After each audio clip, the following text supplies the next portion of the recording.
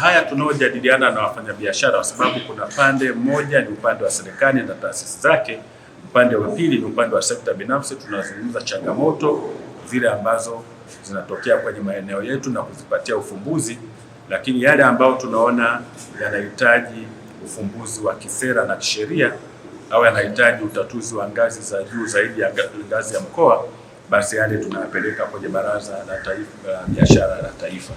Sasa na mikutano hii, kwanza tunapata nafasi kuwaeleza wafanyabiashara zile changamoto ambazo ni za kisera, za kisheria zilizofanywa na serikali. Utaona kuna mambo mengi serikali imerekebisha, upande wa sera, upande wa sheria, upande wa kanuni na taratibu. Sasa tunapata nafasi ya kuwafahamisha wafanyabiashara, lakini tunazungumza na zile changamoto zetu wenyewe. Kwa hiyo tumejaribu kuongea upande wa mkoa tumefanya, serikali imefanya nini upande wa miundombinu ya barabara na reli, lakini serikali inafanya nini upande wa upatikanaji wa nishati kwa maana ya gesi na umeme, na tumeeleza serikali inafanya nini kwa upande wa upatikanaji wa maji ya kutosha. Sababu haya ndio mambo muhimu ambayo yanatakiwa hasa kuhakikisha kuboresha mazingira ya biashara kwenye mkoa wetu. Kwa hiyo tumeeleza, lakini tumeeleza mkoa wetu umefanyaje, unafanya vizuri upande wa mapato ya serikali. Kwa upande wa TRA tangu mwezi wa 5 imeshavuka lengo, na mamlaka ya za mitaa tumevuka lengo kote. Kwa hiyo unaona upande huu tunafanya vizuri, lakini tumejaribu pia kueleza sasa, tunafahamu kuanzia tarehe 1 mwezi wa 7 mwaka huu tunaanza kutekeleza dira 2050 na imeweka mambo ya kuzingatia, na kwa mujibu wa dira 2050 asilimia 22 ya utekelezaji wake utafanywa na serikali, asilimia 8 utafanywa na NGOs na asilimia 70 sekta binafsi, na lengo ni kuhakikisha inapofika 2050 tuwe na uchumi wa dola trilioni 1 na pato la mwananchi mmoja kwa maana ya GDP per capita iwe na dola 7,000. Kwa hiyo lazima tujipange, na sisi kazi yetu kama serikali ni kuweka mazingira binafsi, na hiyo asilimia 70 ni sekta binafsi, tunaweka mazingira ya uwezeshi. Kwa hiyo tunataka tuone kwa pamoja tunafanya nini tuweze kufanya wajibu wetu kama mkoa wa Pwani kwa kuchangia utekelezaji wa dira ya taifa ya 2050. Tumezungumza mambo mengi, na lingine ambalo nimezungumzia pale, ukiacha mambo hayo ya kiuchumi, tumezungumzia swala la changamoto za ardhi, na nimeeleza hapa, ukifanya tathmini unaona changamoto nyingi zinatokana na usimamizi usio sahihi, lakini na kutoheshimu sheria.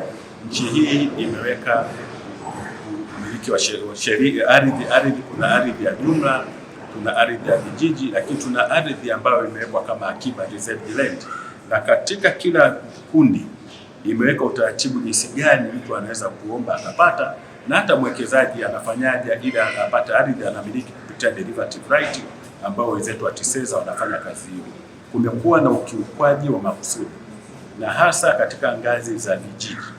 Nimewaambia wakurugenzi watendaji wa vijiji wale maweo, lakini tunaona na wenyeviti wa vijiji ambao kwa upande wa chama chetu wengine wanakiuka taratibu za upatikanaji wa ardhi, wanauza ardhi kinyume cha taratibu, na hii inaleta migogoro. Kwa hiyo tumesema lazima tuhakikishe wale ambao wako ndani ya mamlaka zetu, hasa wakurugenzi, wakithibitika kwamba mtu amekiuka taratibu, amefanya vitendo vya ubadhirifu, achukuliwe hatua kwa mujibu wa sheria za kazi, na yale atakayohitaji kupelekwa mahakamani ya ubadhirifu watapelekwa huko, lakini kwanza tutaachana nao. Kwa hiyo nimewakumbusha wajibu wao wakurugenzi kusimamia hiyo, lakini nimesema wananchi pia wajue nchi hii inaendeshwa kwa mujibu wa sheria, hakuna aliye juu ya sheria.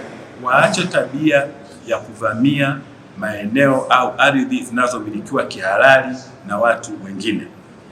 Na swala la kwamba mnavamia afu mnaambiana tujenge haraka, nimesema hii ni kupoteza mali zao bure, kwa sababu kutatokea mgogoro, tutafanya usuluhishi, tutajaribu kutafuta mwafaka, ikishindikana wanaenda mahakamani, mahakama itatoa hukumu, mtu atapewa haki yake, atakazia hukumu, mahakama itateua dalali.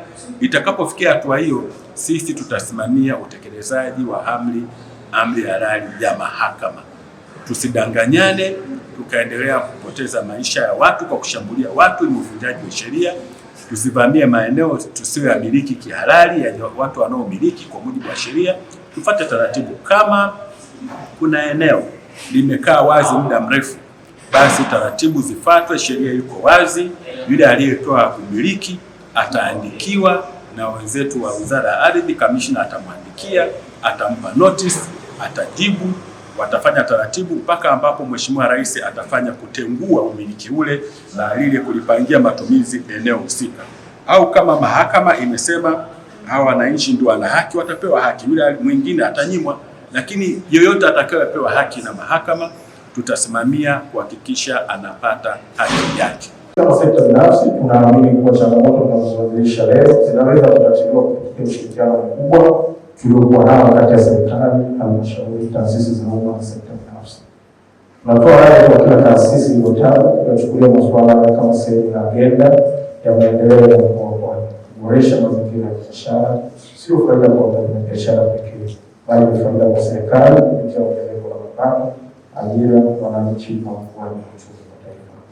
Kwa niaba ya sekta binafsi ya mkoa wa Pwani, tunaahidi kuendelea kushirikiana na serikali katika kujenga mkoa wetu kiuchumi, mazingira ya uwekezaji na ustawi wa wananchi wake. Asante.